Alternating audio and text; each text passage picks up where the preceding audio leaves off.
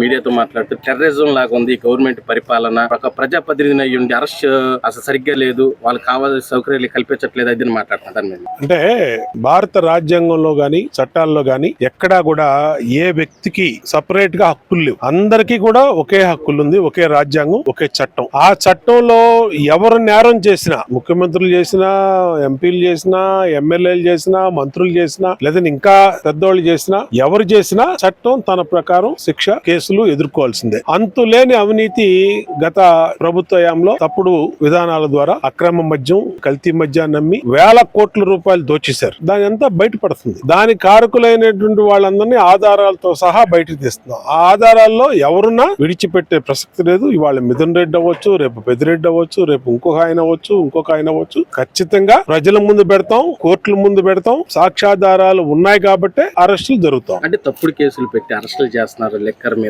కావాలని, అది ఇదని పెద్దిరెడ్డి అంటే తప్పుడు కేసులని ఆధారాలు ఉన్నప్పుడు తప్పుడు కేసులను ఎలా అంటారు? ఇప్పుడు ఇవాళ టెక్నాలజీ వచ్చేసింది. ఎవరితో ఎప్పుడు ఎవరు కూర్చున్నారు, ఎవరు ఎన్ని నిమిషాలు మాట్లాడారు, గూగుల్ టేక్అవుట్ గానీ ఇవన్నీ కూడా ఎక్కడ అబద్ధాలు చెప్పడానికి లేదు. టెక్నాలజీ అంత అడ్వాన్స్డ్ టెక్నాలజీ వచ్చింది. ఇవాళ నేను ఇక్కడ ఉండి రేపు నేను ఆడికి వెళ్ళలేదని చెప్తానికి లేదు. 5 సంవత్సరాల తర్వాత అయినా సరే నా గూగుల్ టేక్అవుట్ దీని ద్వారా ఇలాగా ఈ కోఆర్డినేట్స్ పట్టుకుంటా.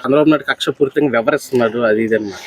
అసలు ఆ పరిస్థితి లేదండి. అది అవినీతి అనేది ఎంత జరిగిందో, అక్రమ మద్యంలో, అవినీతి మద్యంలో, కల్తీ మద్యంలో ప్రజలందరికీ తెలుసు. కాబట్టే 11 సీట్లు ఇచ్చారు. అది ఎవరు ఇవాళ వచ్చింది కాదు. ఇది గతంలో చేసినప్పుడే కల్తీ మద్యం కేసులో, అక్రమ మద్యం కేసులో బ్రాండీ షాపుల్లో డబ్బులు తీసుకొని డిజిటల్ కార్డులు గానీ, డిజిటల్ పేమెంట్స్ కానీ, క్రెడిట్ కార్డ్స్ కానీ, ఫోన్ పేలు కానీ ఏమి తీసుకోకుండా దాదాపు 3200 లిక్కర్ షాపుల్లో రోజు లక్షల రూపాయలు డబ్బుల్ని, మరి ఎక్కడికి పోయినాయి ఆ డబ్బులని ఎన్ని కూడా తెలుస్తారు. 30,000 మంది పైన చనిపోయారు, లక్షల మంది ఆరోగ్యాలు దెబ్బతిన్నాయి. దీనికి ల్యాబ్ రిపోర్ట్స్ ఉన్నాయి. ఎన్ని ఎవరు అక్రమంగా పెట్టాల్సిన అవసరం లేదు. అన్ని సాక్ష్యాధారాలతో సహా సిద్ధంగా సిట్టు దగ్గర ఉన్నాయి. సిట్టు తన పని తను చేస్తుంది. కోర్టుల ముందు పెడతా ఉన్నాం. ఇప్పుడు తప్పుడు కేసులు పెడితే కోర్టులు ఒప్పుకో, అది కూడా గమనించాలి. వీళ్ళు తప్పుడు కేసులు పెడితే కోర్టులే స్పాట్ లోనే ఇస్తాయి. వాళ్ళకి ఇప్పుడు కేజ్రీవాల్ లాంటి ఢిల్లీ ముఖ్యమంత్రి సంవత్సరం పాటు ఉప ముఖ్యమంత్రి, డిప్యూటీ సీఎం గానీ, సీఎం గానీ జైల్లో ఉన్నారు. అంటే ఇవన్నీ 100 కోట్లకే సంవత్సరం ఉంటే ఇక్కడ 1000 కోట్లు ఉన్నాయి. మరి వీళ్ళు ఎన్ని సంవత్సరాలు ఉండాలి జైల్లో? కాబట్టి